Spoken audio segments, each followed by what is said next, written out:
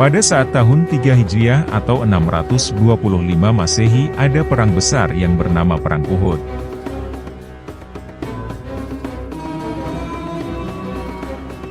Perang ini terjadi sekitar setahun setelah Perang Badar, dan umat Islam meraih kekalahan dari Perang Uhud.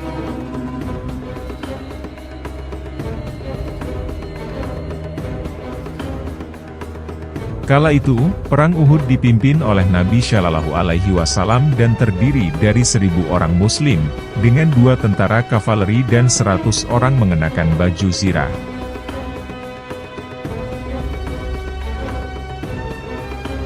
Rasulullah juga mengutus 3 panglimanya, yakni Mus'ab bin Umair, Usaid bin Hudair, dan Hubab bin Munzir.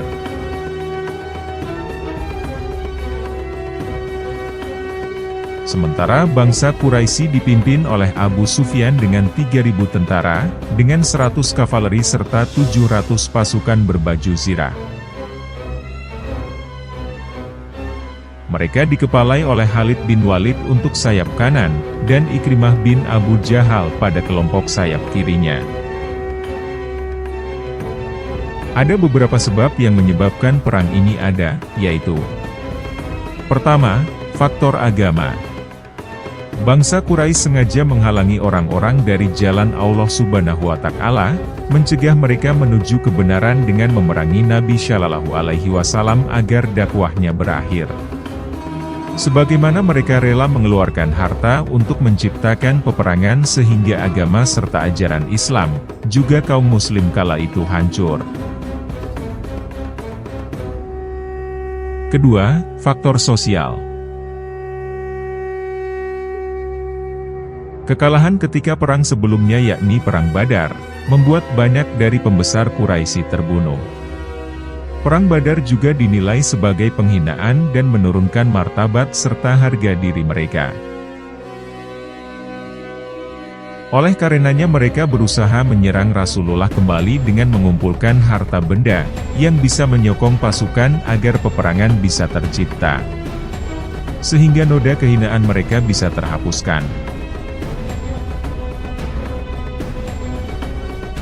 Ketiga, faktor ekonomi. Ajaran Islam yang semakin berkembang menjadikan wilayahnya juga meluas. Rasulullah menempatkan sejumlah tentaranya untuk berjaga di sejumlah daerah yang memungkin bisa diserang oleh kaum musyrik. Sehingga hal itu membuat lingkup perniagaan suku Quraisy terbatas. Diketahui perekonomian Quraisy sangat bergantung dengan keterkaitan jalur perdagangan musim dingin dan musim panas. Mereka tak bisa melewati satu jalur sebab adanya penjagaan. Dengan begitu bila salah satu jalur perniagaan terputus maka akan memberikan dampak juga pada jalur lainnya. Keempat, faktor politik.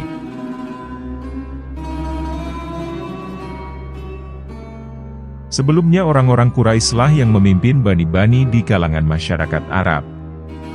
Semenjak Perang Badar kekuatan mereka melemah disebabkan pembesar-pembesar yang terbunuh, juga banyaknya dari mereka yang memeluk agama Islam. Dengan begitu mereka meyakini bahwa kekuatan politik mereka bisa kembali dengan peperangan.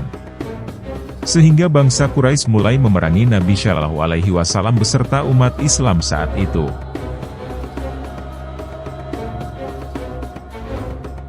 Tidak hanya membawa pasukan yang besar dan bersenjata lengkap, kaum Quraisy juga membawa pakar strategi perang. Yang berpengalaman yaitu Khalid bin Walid dan Abu Sufyan sebagai pemimpin perang pun tidak lupa membawa Hubal berhala atau Tuhan kaum Quraisy Mekah yang paling besar. Tidak mau mengulangi kesalahan yang sama. Seperti di Perang Badar, kaum Quraisy mengambil jalan dekat-dekat dengan sumber mata air agar tidak kekurangan pasokan air. Di sisi lain di Madinah keadaan sedang tenang, tidak ada aktivitas militer karena kaum muslim belum mengetahui apapun tentang bahaya akan mendekat, namun ketenangan itu akhirnya berakhir karena sosok yang diutus paman Nabi Abbas datang membawa surat dari Mekah, lalu akhirnya seluruh kaum muslim pun mengetahui bahwa bahaya akan datang mendekatinya, lalu Nabi segera memerintah seseorang untuk mengintai pasukan Quraisy yang sedang berkemah.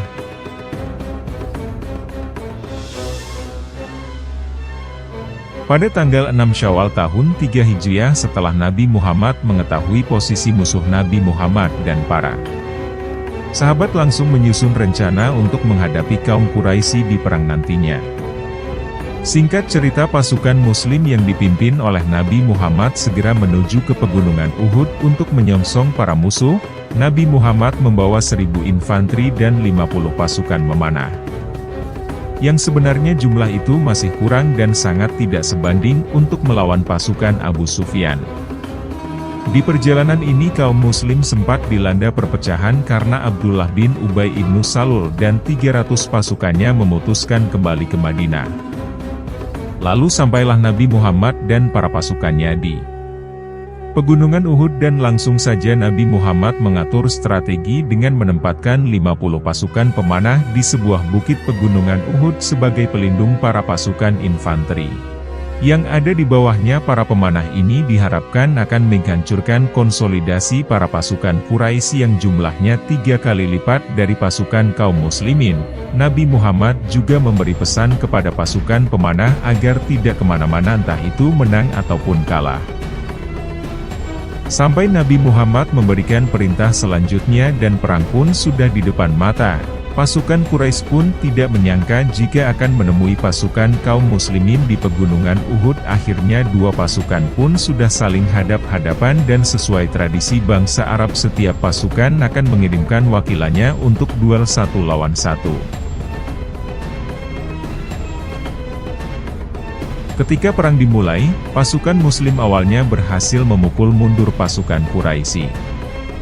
Namun, beberapa pasukan Muslim yang berada di posisi strategis meninggalkan pos mereka untuk menjarah harta rampasan, yang menyebabkan kerusakan besar pada formasi pasukan Muslim.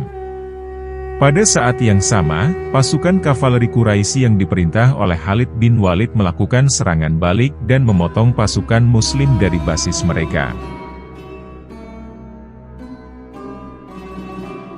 Dalam pertempuran yang berkecamuk, Nabi Muhammad sendiri mengalami luka di wajahnya dan bersama dengan beberapa sahabatnya terluka parah. Ada kabar palsu bahwa Nabi telah tewas, yang menyebabkan kebingungan di antara pasukan Muslim. Namun, Nabi berhasil mengumpulkan pasukannya kembali di Bukit Uhud. Meskipun pasukan Muslim menderita kerugian dalam pertempuran ini, mereka berhasil menghalau serangan Quraisy. Pasukan Quraisy, meskipun memenangkan pertempuran, tidak dapat memanfaatkan kemenangan ini secara signifikan. Perang Uhud mengajarkan pelajaran penting tentang disiplin, kesatuan, dan kepatuhan dalam kehidupan Muslim. Ini juga menunjukkan keberanian dan ketabahan Nabi Muhammad serta para sahabatnya dalam menghadapi cobaan dan musuh.